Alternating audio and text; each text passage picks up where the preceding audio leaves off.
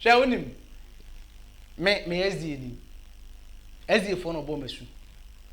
The last thing ye bomesu e catch me say min di no kure enkoso ogum no menya nkwa botri. Enti that is why metia said the bia meka no kure. Me menyi obi asika. Me hia obi abribia but en kure eni hia me. Eno ayete aba bi dwene ye ho. Ene ekote say over the weekend. Ochihene amoto for penny akasa.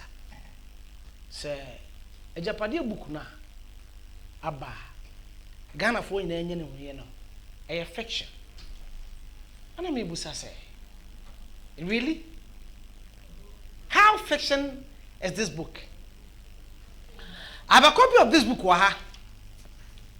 Na mekan samba ko mienu bi e de akyerew. Na wan kasa wa fa wadwene mabusa say. Why na e ka no kwa kye Ghana fo? Na mame no kan forward na wo book no. Na emfoni a wo book ni ni. I don't know if probably the camera can take. This is it. The forward picture wo honi. Enti mame free ho. Na me kan forward no. Baby kakra bi na me mfa ncho.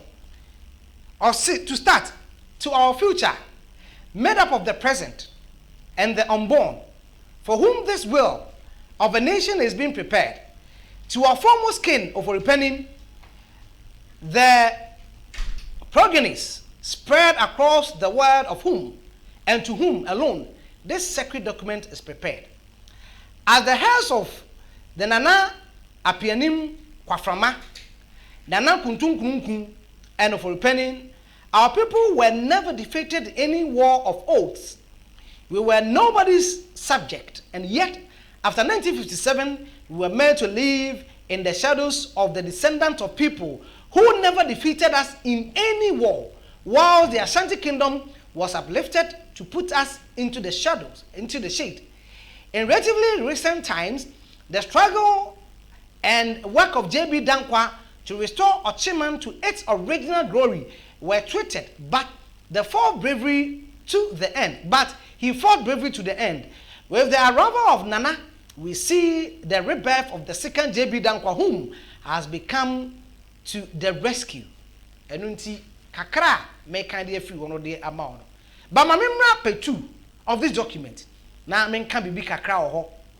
Now, also, although the Asante group within the current MPP paragraph 2 is gearing itself to take over the party after the next tenure in 2024, it would be ideal if we could work to bypass them in 2024. With hard work, we could work to pass the mantle over to the non-account person, preferably from the north, under whose presidency we could secure the maturity of our takeover project.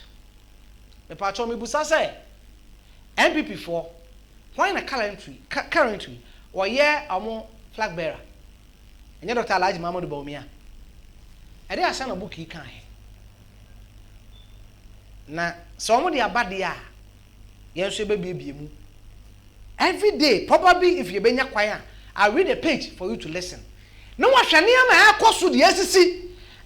Ene ohenimwa and they defend the party say this book is fiction. In any case, when did Osajefo Amoto for Penning became a PRO for this government and MPP? Tabain. Na simple sana tia. I also hene and a bit defend the book here now. Yet Ghana ha. And a book here persist in paragraph 2 actually say. April this year, Osafuma for back. Everybody be CEO of SNIT. April dey see ye.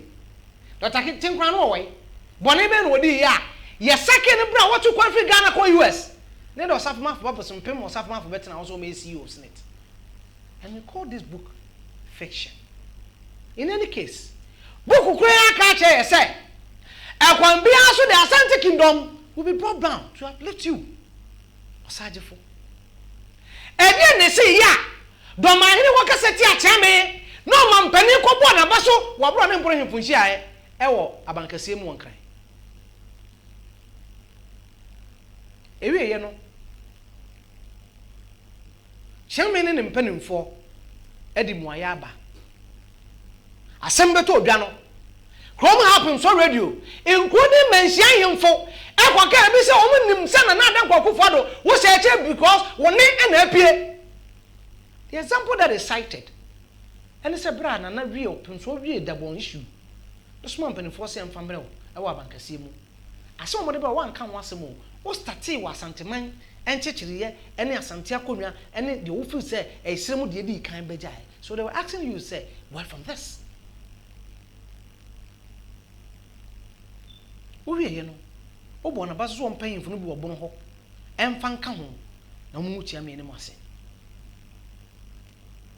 na empanimfo se enwere na ne santomago a na emedwedwe bedwa kese mu kache so wata asanteman a wontimi nye bibia ma na nye yie so obu afuo se ye wahi se ye wo ya se ye wo tan ewia se nyina nim so ohene ba ko pa na wo Ghana ene sante hene so opo so wo no ano no me no kasai o UK a whole street ya block so mfani ya dani so na pakam no mfa mamra ne amamra amane ye first sentiment mu ne Ghana mamu emfa nche mpaje Ghana mani munyam so otano a una wo bre so ta sentiment a in any case mu hifo na to abama ma wo bedi dia ma beduru no so pede wo kan doesn't mean say won so se kire bia na e Ghana fo nyina nim sam sa abani ba na ebabu wa hifie ya ne kase ene chebi ese ye nyina Wi-Fi asphalt set tie. So you come into defense of this. But some of us, ye yam so wi a ye soma sante. Ti uzo no saka sante a na don sa we no akotu bisi. Ntina mo dwen say we na wokotwo ye nti. Mbetuma bra kya me ase. Na mo bekura tra no konso ana. Ene mo to petetu makora bo na mo ase no. Na mpo se nya sante anka na mo te de muti. Why na to abama akufo ado ma na bedi mampani wo Ghana. Why? Na mu wi a mo san be ka se asantefo no pe party no enti maji afiri mu nsam na mo de akomo obi a onfi asante a ofiri TV mantamu ba o me ma bone de obuki mu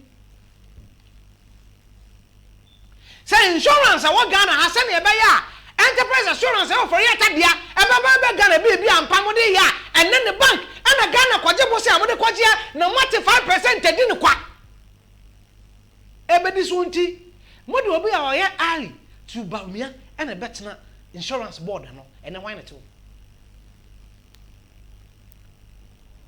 ne mama ati ase se sa santini wa Ghana ni ho se do penso kan ba na odi anniversary no asantini wa MPP ni ho fe se UP no eye ne dia na obi ntu koti nsan ne yem enyi ni nsu mu fa aba nhyem entra se ne dim na ema ne nye da ene mo ne wi am ka che me se me makoji sika me na so am sika wa so de mama se me fanya den me sumnya me ana me suma sante na ya ka che me se me mfa no kra nante na me nim se Ghana ade no kra nante a de di nka wo bebre de atoso me no bebre de atoso me ansam bebre pa nanso ya be ka no kra no we will not take your money today nor tomorrow nor any day no. Si abaji atwatro ensi